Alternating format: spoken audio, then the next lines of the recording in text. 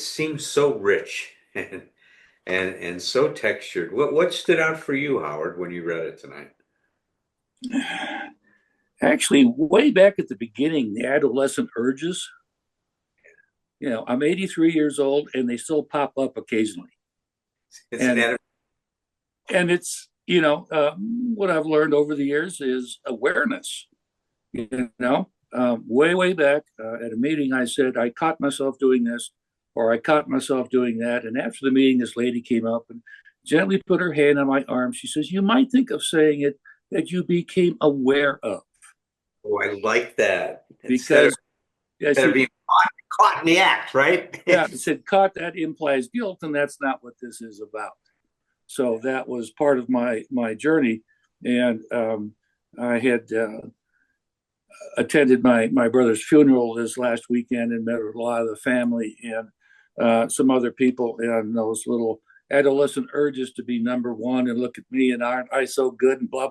And I just started snickering, and of course everybody looked at me, and I covered it up and I said, it's just something else. But I go, man, isn't that something?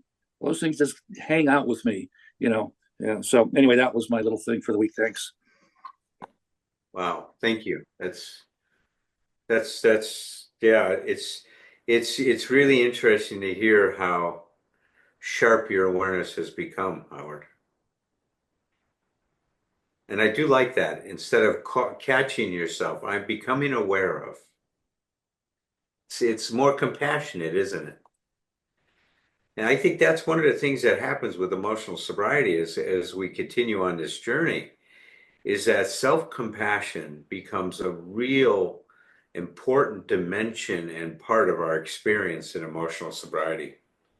Um, I was reading something from my dear friend John Amadeo's book, Love and Betrayal.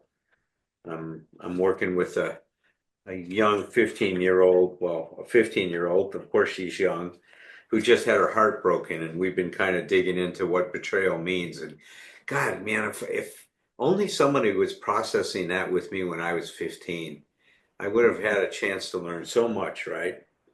But one of the things that Dr. Amadeo says, he says, if we've been suffering through a painful betrayal, he says, I am not proposing that we quickly cultivate compassion towards the one who has treated us with contempt or cruelty.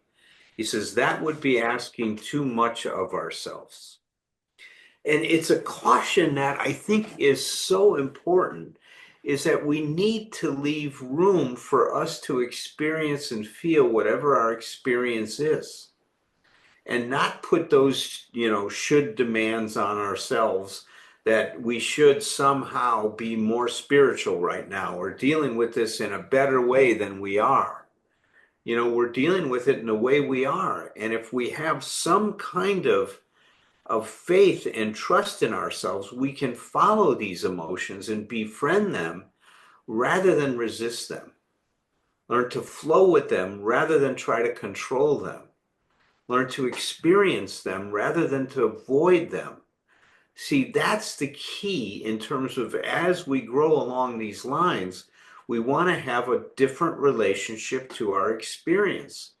And especially those experiences that create discomfort, that create pain, disappointment, where we become disillusioned, unsafe. All of those things are important for us to really explore. But he goes on to say that he says at some point in time, once we work through our feelings, experiencing compassion towards others begins by cultivating a climate of compassion within ourselves. Doing so is difficult, for it requires that our awareness expand to embrace many aspects of who we are, especially those areas in us or those parts of ourselves that make us very vulnerable to relationships and to being naive and trusting someone who's not trustworthy. One of the great points that he makes about betrayal in here is that rarely has he seen a case where someone is struggling with betrayal, where they have not betrayed themselves at some point before the betrayal actually occurs, meaning that they have denied seeing signs that the relationship is going downhill, that there is trouble, avoiding facing that trouble and dealing with it. So he says that becomes very important. He says the impulse towards self-compassion grows as we gradually integrate and turn and transform the pain into wisdom, into a strength, and into a more of a what he would call an authentic vulnerability. Not a vulnerability that makes us easily hurt by others, but a vulnerability which allows ourselves to open ourselves up to our experience and to be able to share that.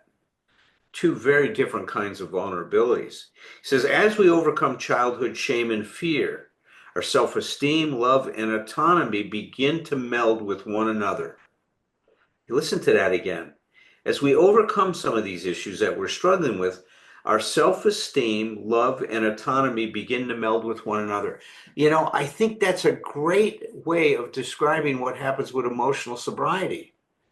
As we become more and more differentiated, as we mature, as we move beyond environmental support to self-support, as our consciousness changes from a consciousness that says I'm okay if to a consciousness that says I'm okay even if.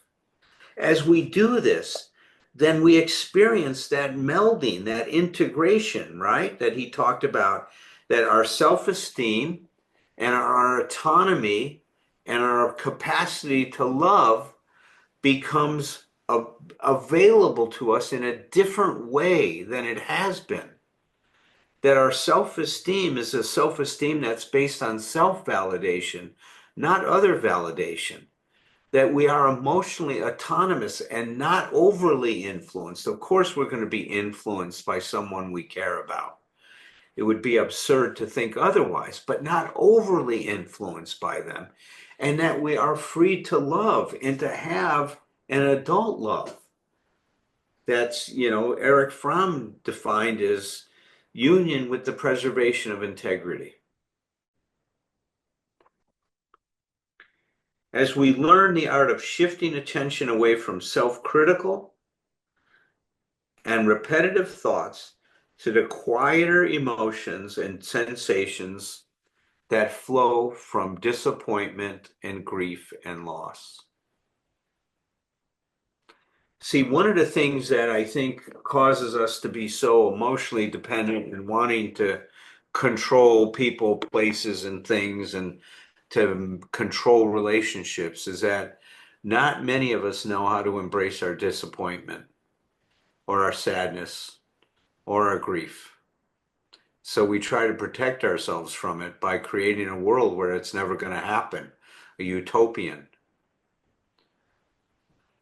Well, I wanted to say a few more things about communication tonight.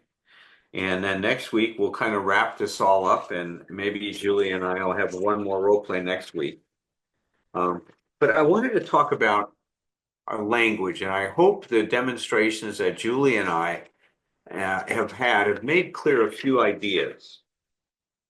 Made clear a few ideas about communication and what communication is grounded in. My mentor, Dr. Kempler, used to really bring home the fact that for us to have a good form to our communication, or to have language that is more personally based, that we have to learn how to deliver the whole message.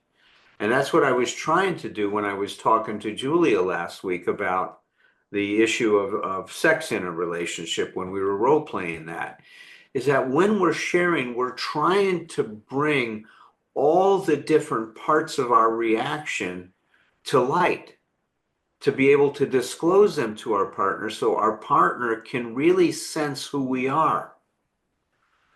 You know, it would be like if I was in an interaction with Julie and she asked me to do something that I didn't want to do, and how I responded to that. Let's say she called me up at and at work and says, you know, honey, I just didn't have time to stop by the cleaners today, you know, and pick up our suits for this week, our clothes for this week, and I'm jammed up, and it would really be great if you could do it.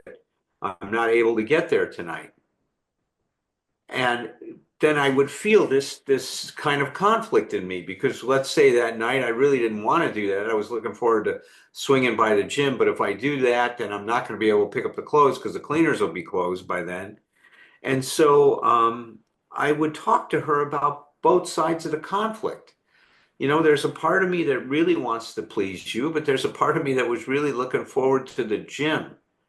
And, you know, I'm kind of torn between that and because I know that's important to you. I know I've got a suit for tomorrow, that's okay, but I know you're short on clothes, but I was really looking forward to the gym. And if I go to the cleaners first and I got to drive back to the other side of town, and God, I don't want to do that. How important is it to you? Is there any other alternatives you have, or tell me why you can't get over there, or what's going on, so I can see if I can find a way of wanting to do this, because right now I don't. See, that would be me trying to share all the different parts of my reaction to it and giving Julie a chance to be in relationship to what my dilemma is. And she might share something in me that would make me then choose to want to do something that I initially didn't want to do. And this is so important. Is to really, really challenge yourself to not do anything in your relationship that you don't want to do. That it's so important that you can say yes, but for yes to be real and authentic. And the only way that's true is if you can also say no. If I can't say no, then my yes is compulsive. It's driven by my desire to please you rather than my desire to honor myself and you in the relationship. Remember, we talked about and we defined emotional sobriety as acting for yourself without being selfish. Acting for ourselves without being selfish.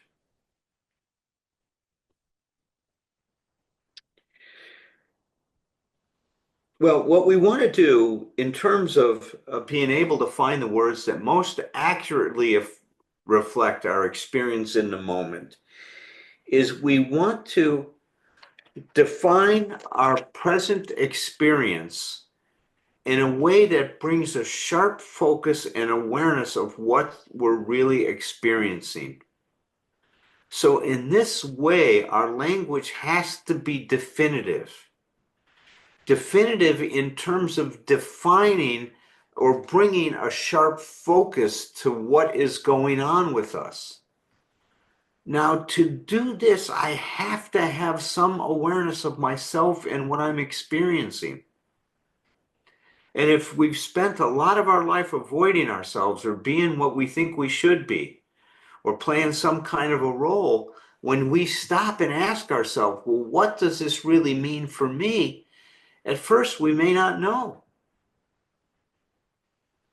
because we haven't paid attention to that. We've been too busy being who we should be or trying to, you know, live up to the ideals of this false self that we've engineered and that we think is somehow going to bring glory to our lives, which it never does. It brings a lot of pain and misery and a lot of struggle.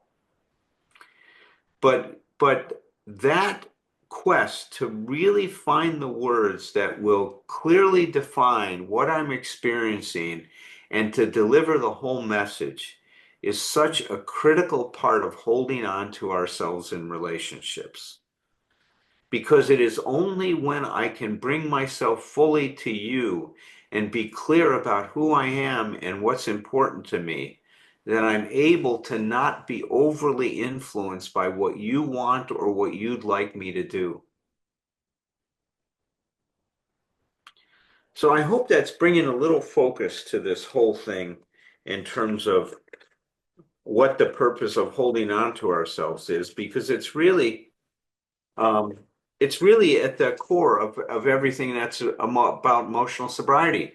Ernie Larson defined stage 2 recovery, which we believe is synonymous with emotional sobriety, as learning how to have a healthy relationship. And the key to a healthy relationship is being able to share yourself, talk about these things that are difficult with your partner in a way that does not alienate them, that you do not rupture the connection. You try to maintain it through difficulty. So, good language, in the way I'm defining it today, provides a useful meaning of the event I'm experiencing and what I'm experiencing to my partner. What I thought would be fun for a minute is to play off of the this idea that I can't remember the comedian's name, but he would say something like, "You know, you're a redneck if." Does anybody remember who that was? You know, you're a redneck if, and then he would go into a list of this. And one of my colleagues um, down in Georgia, he did a spoof on that. Says, "You know, you're an alcoholic if." Well, what I want to do tonight is I want to play off this in two ways. We're going to start with, you know, you're emotionally dependent when, and then we're going to do, you know, you're emotionally sober when. Now, I encourage you, those of you that are listening, to write down one response to each of those. And then, given some time, we're going to ask you to just, come in and share your thought about, you know, you're emotionally dependent when, and you know, you're emotionally sober when. So here's some of the things I put down. You know, you're emotionally dependent when every interaction you have with another person feels like your self-esteem is on the line and it's at stake and vulnerable. You know, you're emotionally dependent when your first response when you are uncomfortable or hurt is to try to control or regulate the other person. You know, you're emotionally dependent when you think we'd have a great relationship if it wasn't for you. You know, you're emotionally dependent when you are more worried and aware of what they are thinking or feeling with little to no awareness or attention on your own experience. You know, you're emotionally dependent when you begin your sentences with, "You make me angry," or "You make me feel this," or "You make me feel that." Fill in the blank. You know, you're emotionally dependent when you have definite ideas about what your partner should do to make things better. You know, you're emotionally dependent when you only tell your partner what you think they want to hear or what you think they can handle. You protect them from the truth. You know, you're emotionally dependent when you have lots of rules and shoulds. You know, you're emotionally dependent when you often awfulize about the relationship you're in. And you know, you're emotionally dependent when you need constant reassurance. Well, on the other side of that coin is emotional sobriety. You know, you're emotionally sober when your self-esteem is not at risk when you interact with people because your self-esteem is self-validated. You know, you're emotionally sober when you manage your anxiety with what we call an active response, when you're not overreacting or underreacting to someone, where you're not rebelling, where you're not stonewalling or cutting that person off. You know, you're emotionally sober when you don't need to prove or convince anyone that you're a good person or you're not a bad person.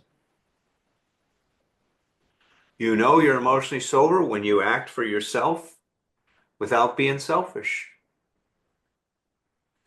You know, you're emotionally sober when you act for others without getting lost or without losing yourself.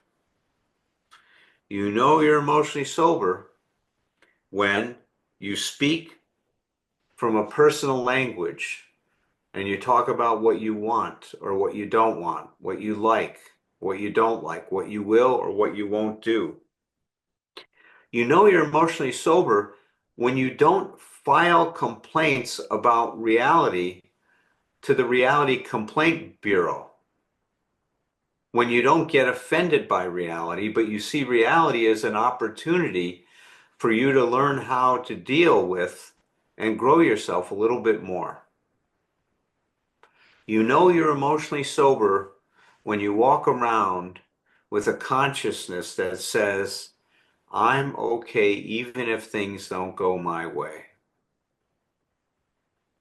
You know you're emotionally sober when you let the situation you're in control you instead of you trying to control it, and you find the best way to respond to that situation where you keep a sense of yourself. So, with that being said, let me go ahead and open up the room. I hope that gave you kind of an overview of some of the ideas that we've been cultivating about emotional sobriety, and I'd be interested to hear from some of you. But first, let me bring Tom and Julia and the other Tom into the room and let you guys finish that. You know you're emotionally sober when, and you know you're emotionally dependent when. I had one that I thought of was I'm emotionally dependent when I let you tell me that when I'm emotionally dependent. And I'm emotionally sober when I can make that determination on my own. That's a good one. That's a good one. How about you, Julia? You got one? Two? Yeah, you're emotionally off center when you're filled with shoulds and you feel like you can never measure up. Yeah. And you're emotionally sober when you're aware that you're off center, and you are able to pause and trust that you're going to take the next right step when you're ready. Cool. Tom, do you have two? I don't have two. It's like one of each. I get it. I'm gonna say, why are you telling me how many I can do? It's like I got a little. Emotionally sober when it doesn't matter. I got a little irritation today. No, but I'll say this. I'll say, well, I'll recite one of my little nutshells. I totally believe in myself. Okay. You know you're emotionally sober when you totally believe in yourself. Okay. Okay. Okay. I see. You know you're emotionally dependent when you're asking if that's okay. Right. Is it okay if I'm okay? Yeah. May I be? Yeah. Did we want to open it up and have people share? Yeah. If they've got something they want to add to that mix, and we'll just let people go around for a while here. We've got plenty of time to hear from a lot of folks. Yeah, So, show of hands if anybody wants to join it. You're mostly sober when. So if you've got a response to those two things that you'd like to share with the group, you're welcome to join us. God, look at the hands just flying up, man. My goodness. They're out of practice. They'll get back to it. There we go. Here we go. Luke's gonna kick us off here. Luke. Okay, here we go. I'm emotionally unsober when I lose control, raise my voice, and get angry. I know I'm emotionally sober when I can pause when agitated and not bring up the cause of my agitation or disruption. All right, Luke. Which is not always the case. Certainly not today. Thank you, Luke. David B., come on in. Yeah, I'm emotionally sober when I can recognize this lesson is good for me and I can learn from it. And I'm not emotionally sober when I'm thinking the whole time this is what my partner or friend needs to be hearing, and I should be letting them know that they need to get to the recording of this. Fantastic. Right. I love that this is really for someone else. Yeah. Wonderful. Thank you, David. All right, Kathy, come on in. Oop, lost you, Kathy. There you go. Can you hear me? You, We can hear you. I am emotionally dependent when I expect you to know what I need, i.e., read my mind, and get resentful when you don't. Good one. A good one, yeah. I How use about- that a lot. And then the other side of the coin? I haven't gotten that far. Maybe by the end of the hour. By the end of the hour, come back and share that. Okay. I'm emotionally sober when I know that I don't need to have an emotionally sober example for you and still be okay with that. All right, Mark. Let's see. Okay, got it. Everyone, I'm Mark, an alcoholic. I'm emotionally sober when I can ask for what I want and then accept the answer no matter what. Good one. And I'm emotionally unsober when I ask someone what they want and try to provide an answer, whether I want to or not. Yeah. That's good. Those are good. Thank you, Mark. Thank you. All right, Ken. Unmute. Yeah. Yeah. First one I wrote down was, I know I'm emotionally sober when I am practicing Q-tip, quit taking it personally. And then I know I'm emotionally dependent when I am loaded with expectations. Good one. Amen. Very good. Yeah. Thank you, Ken. Mhm. All right, Jimmy, you're up.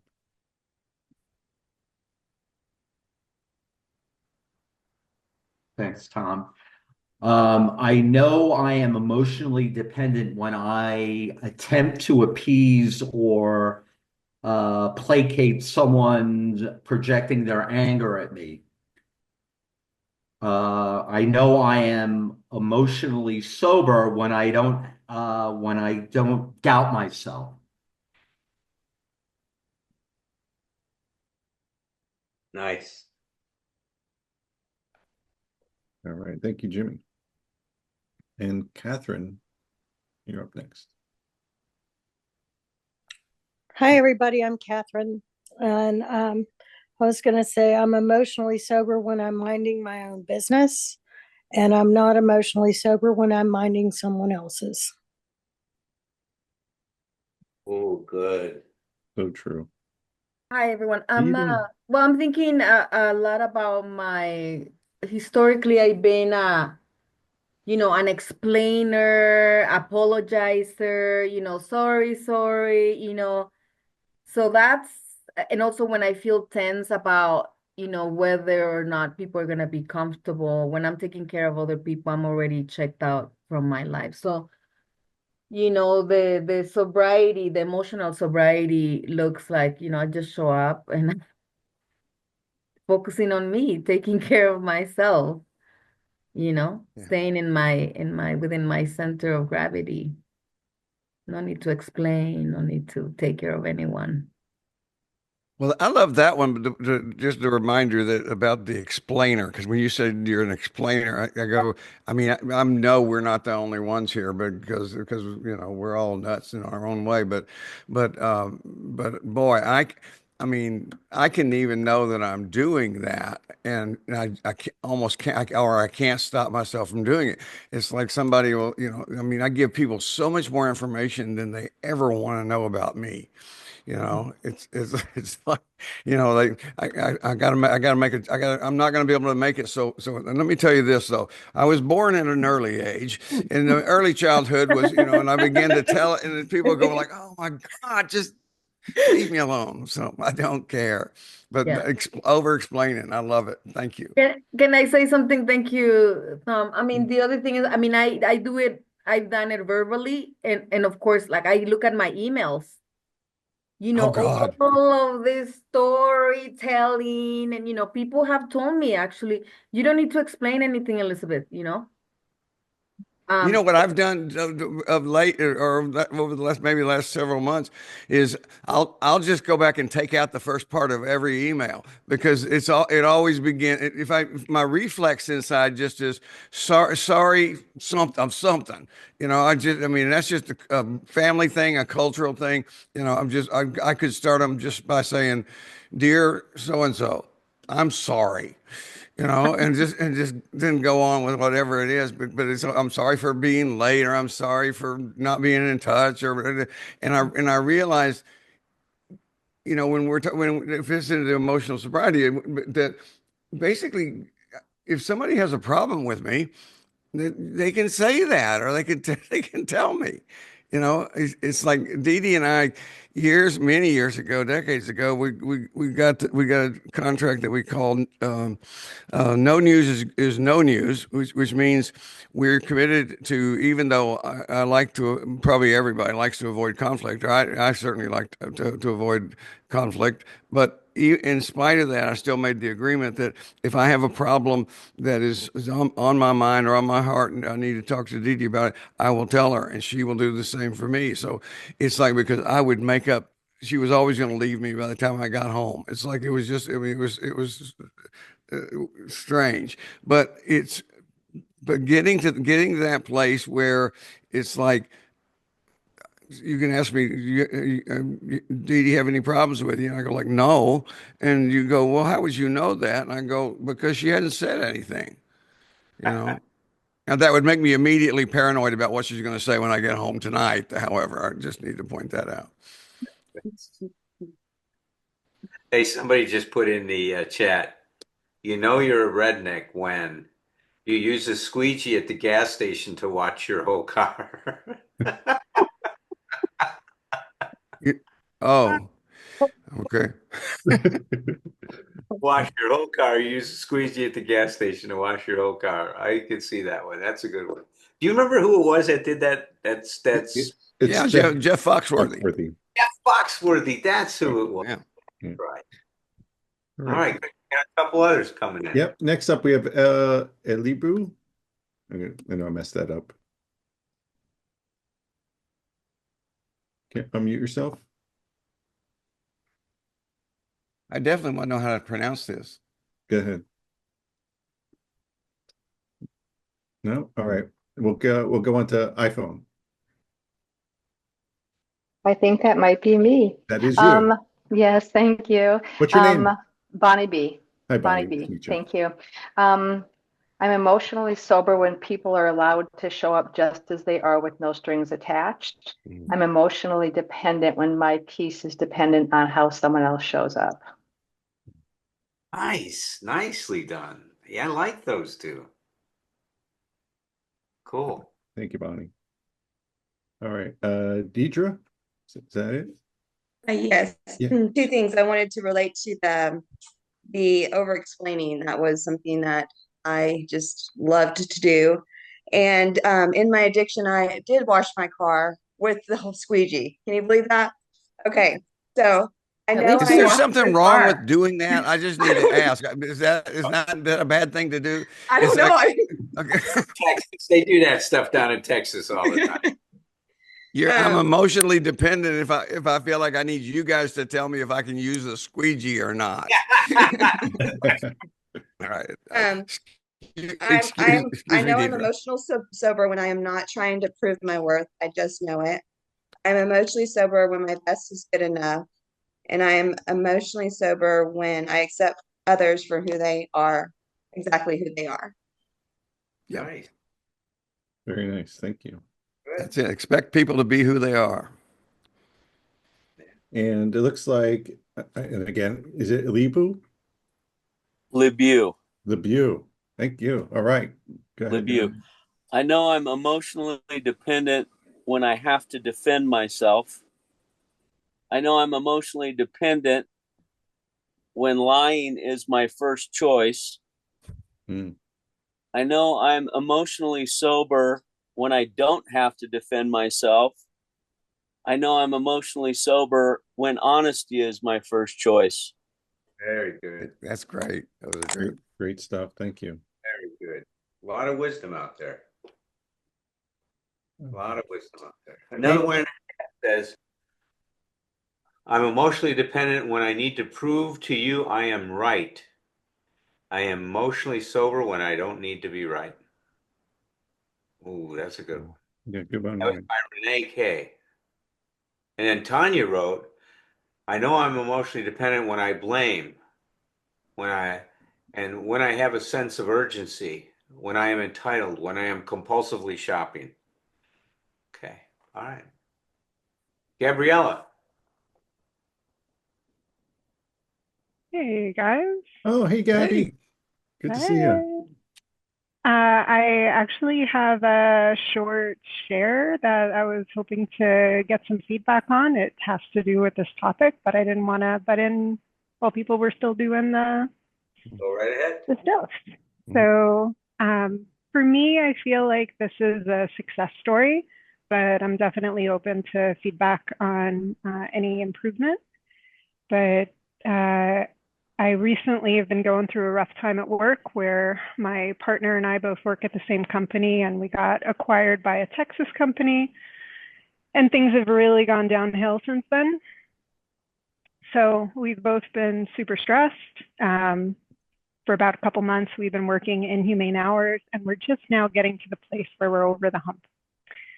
So I was working late because there was something that, for me, it was easier to work late on, and I was getting super irritated at some of my coworkers who are not the best at being detail oriented, and they make mistakes over and over again. And one of those mistakes was stopping me from finishing up what I wanted to finish. So I came upstairs. My partner was relaxing because it's after hours. And I didn't realize that I was so irritated. And I was like, did so-and-so tell you that they restored the database? And he's like, no. And I'm like, well, she didn't. Did she say she did? Because if she did, she did something wrong. And did she send you a screenshot? And I was like, not irritated at him, but just generally irritated at the fact that I'm having to go through this again with this person. And it happened to be that he was her supervisor, right? So he would have some of those answers. And he completely lost it and was just like, you said you weren't going to work late anymore, and here you are, asking me about this shit with, when I'm trying to relax, and I thought you said that this is over, and, you're going to make yourself sick. And he doesn't normally do that. He is super calm, like totally almost robotic, like in his rational thinking of things. So like, it really took me back. And I found myself, defending back, like, you just need to tell me that you don't want me to talk to you about this. Like, I'm going to work late if I feel like I have to work late. And I could see that it was starting to go back and forth. And so he had another kind of intense retort. And before I did a response back, I realized what was happening. And I was able to stop and take a breath and realize that he was so upset because he cared about me.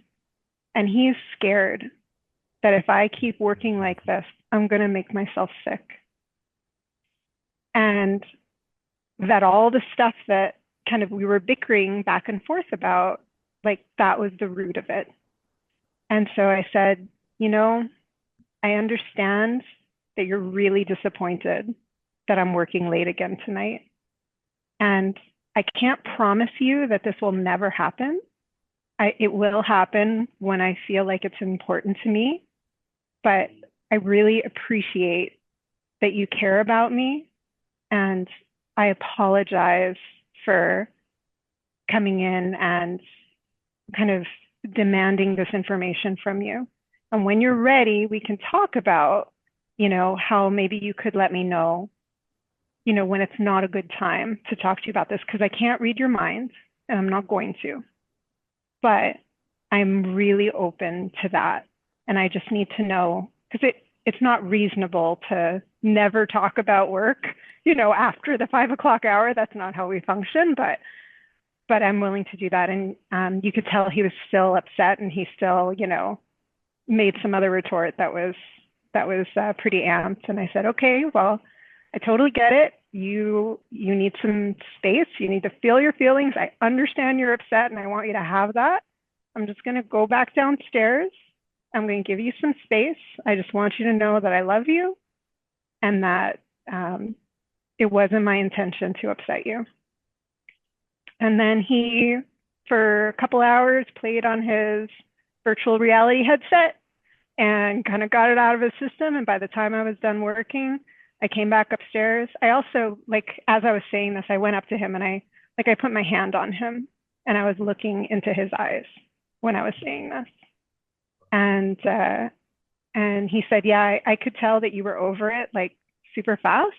It took me a while to, get it out of my system, and I'm good now. And then probably 3 days later, we were completely unrelated, sitting in a restaurant. And I said, I've noticed that our vibe has been a little off lately. And I just was wondering if there was anything that you wanted to talk about that would, kind of help things be a little more flow with us. And we started talking about that night. And it turns out the reason he was so reactive was not really because I was working late. It was because I came upstairs with an accusatory tone. And I had no idea that I was doing that. I was so irritated, I didn't even realize that I could be coming across as being irritated and accusing of him that he's not supervising his, person appropriately. And it's just helping me be super aware of how I'm coming across to people. So I don't think that would have happened if it wasn't for this meeting. And I really want to thank you guys a ton. And if you have any feedback for me, I am totally open to it. Thanks. Beautiful. Well, first of all, Julia, doesn't it sound like some of our role plays? Yes, yeah, and I want to thank you for sharing this, Gabby. I'm not a therapist at all, but I really love that you were able to stop the escalation when it was already going, and be able to recognize it in that moment and step back, and practice some of the stuff, because it's not easy. And I also really love that when he wasn't open to continuing to talk, that you gave him space, but you guys came back and talked about it later. I think that's all, what I've been learning to do. So. And what I love, Gabby, is how you could recognize that some of his reaction was related to his concern for you. And that instead of taking it as a criticism, you could find the caring in it. And that was part of that, is what Julia is saying. That really helps to de-escalate the situation. When you 100%. Can look at what's underneath the person's reaction, as we tried to demonstrate in several of the different role plays. The other thing you did, I think, exceptionally well, was that you tried to deliver the whole message. That you tried to recognize where he was at, you still tried to represent yourself. And it was a really, you were showing respect for yourself and for him at the same time. And that's good form in terms of communication. The other thing, and Tom Rutledge and I were talking about this the other day, is that when communication is healthy, we're just trying to convey, we're trying to share with the other person what's going on with us. We're not trying to convince them of anything. We're not trying to convince them of taking on our idea or our attitude or anything like that. We're just trying to relate what our experience is and what it means to us. And so it's really wonderful example of what we've been trying to talk about in terms of holding on to yourself in a relationship. Thank you. I really felt that, and I was surprised how easy it was to get in touch with the underlying care in what was happening. It wasn't something that I had to force or anything. It was just like, oh my God, I see it. Like, it's so obvious to me now. And See, I think our low self-esteem, or my low self-esteem, makes it hard to see that at times. And the fact that you can start to see that is a real statement that you're getting a better sense of yourself. I agree. And I don't think I could have done this before, because before I would have been so overtaken with not fitting into the mold that the other person wants me to be, right? And the fact that I'm totally okay with him not understanding why I do some of the things I do, or not having to have him understand what my underlying motivations are, is so freeing. And I found that with a bunch of my interactions. I recently got dropped by a sponsor, which is fairly common in the world of the 12-step program that I'm in FA. And, you know, she dropped me for some valid reasons, but it was during a time where I couldn't execute the things without making some mistakes. And I was so okay with the fact that I made those mistakes, or there was whatever miscommunication, and that it was completely human of me. And the fact that she didn't want to be my sponsor anymore had everything to do with the stress in her life, and absolutely nothing to do with how well I work my program or who I am as a person, or et cetera, et cetera, et cetera, right? Like, it makes it so easy to navigate these conversations. Whereas before, when I'm so tied up in what the other person thinks of me and whether that makes me a good person or a bad person, like, you can't function when you have those handcuffs on. So I really appreciate the work over the years with you guys. I've been with you through all of it, and it's made such a huge difference in my life. Yeah, what I appreciate is that when you sense it was still not resolved days later, you had the courage to open it back up and have that conversation. Because I've been in the position to go like, if I just wait long enough, this will fade into the background, right? And never have the tough conversation. So that takes and it's so important. I know that Herb has said before, he talks about his one feeling. Well, my partner talks the same way, right? Like, we're different in terms of our ability to understand our emotions. And it takes him a lot longer to process emotions than it does for me. So I've learned over time that minimum 48 hours, like, don't even go there. If it's before 48 hours, he hasn't fully like processed it. And he didn't even realize until we had the conversation 3 days later that the reason he was so upset was because of my tone. He wouldn't have been able to identify that earlier than that because it hadn't like gone through the process. So yeah, being patient with that but not forgetting about it is really important. You know, I just want to emphasize this point about the processing, because Dee Dee and I dealt with that a lot and resolved a lot in therapy. And I was working with a client today about it. You know, I'm going to oversimplify to teach it. It's like there's people, fast processors like me, who basically are we want to have conversations that are like a ping pong match, back and forth, back and forth, back and forth, back and forth. Other people are slower processors. Our therapist made it very clear to me. He said that this has nothing to do with intelligence. This has to do with style, with what people do. Dee Dee's first of all, a much more thoughtful person than I am, giving more thought to things. And she's slow with that. I'll just give you the short version. What I learned from that is fast processors can slow down. Slow processors cannot speed up to play ping pong with us. So if you're a fast processor, I recommend you work on slowing it down. Well, Tom, when you said slow down, I had that note on my pad here, because when Alan was talking about effective communication, he used the terms of like accurately reflect, be definitive, sharp focus. I can't do that when I'm sped up, right? I need to slow down in a conversation to get to the good language, as Alan called it. Mm-hmm. That's exactly right. Well, let's read a few more things in the chat real quick, and then we'll wrap up tonight. So, Penny Carpenter, I'm emotionally sober when I get, see, and actively listen to the other person's side of the story, of their action or lack of action. I'm emotionally dependent when I start an argument or I create chaos based upon a story my mind makes up instead of really staying connected to the reality of the situation. That's a good one. Yeah. Emotionally dependent when I respond. This is Carol. When I respond with anger, I'm emotionally sober when I pause and ask for guidance. Carol put another one in. I'm emotionally dependent when I ask for something in a demanding and expecting way. I'm emotionally sober when I ask for what I need, and when I hear no, I accept it. Alan, Yeah.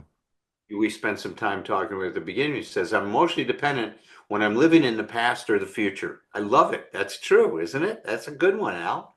He goes, I'm mostly sober when I'm living in the here and now.